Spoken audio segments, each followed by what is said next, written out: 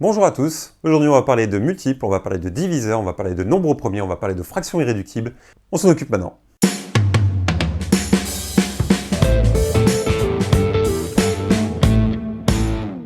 Bon, pour commencer, on s'occupe des multiples. Qu'est-ce qu'un multiple? Déjà, on va se concentrer sur la définition générale d'un multiple.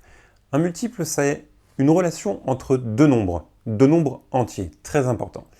Et il doit y avoir entre ces deux nombres entiers une relation de multiplication. Je t'explique. Le nombre A est un nombre entier, le nombre B est un nombre entier, et K est un autre entier. Et si on est capable de trouver la relation A est égal à K fois B, c'est donc que A est multiple de B.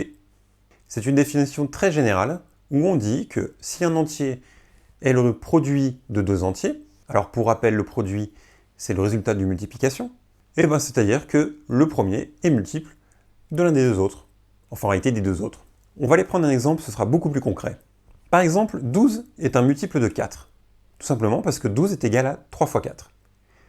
Et puisque je suis capable de multiplier deux entiers entre eux, dont 4, c'est-à-dire que le résultat, 12, est bien le multiple de 4. Alors c'est aussi le multiple de 3, mais là je me concentrais sur le 4. Et 13, lui, n'est pas multiple de 4. Pourquoi? Tout simplement parce qu'il n'existe aucune multiplication dont l'un des facteurs est égal à 4 et dont le résultat est égal à 13. Bon alors bien entendu, il en existe, mais moi je ne regarde que les entiers.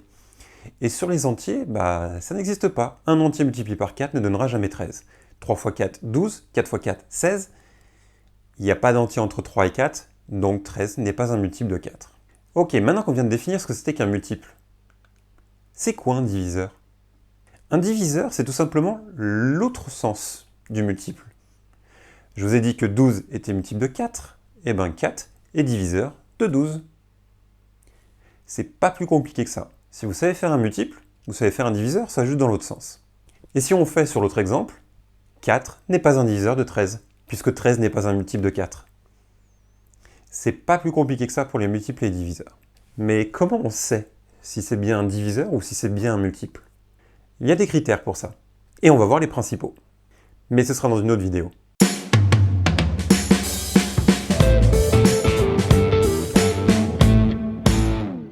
Pourquoi? Alors, bien entendu, il en existe, mais moi je vous regarde. Pourquoi? Parce qu'il n'existe aucune dont l'un des deux est 4. Pourquoi? Pourquoi? Tout simplement parce qu'il n'existe aucune multiplication. Pourquoi? Tout simplement parce qu'il n'existe aucune multiplication dont l'un des deux est 4. Pourquoi? Tout simplement parce qu'il n'existe aucune multiplication dont l'une des deux valeurs.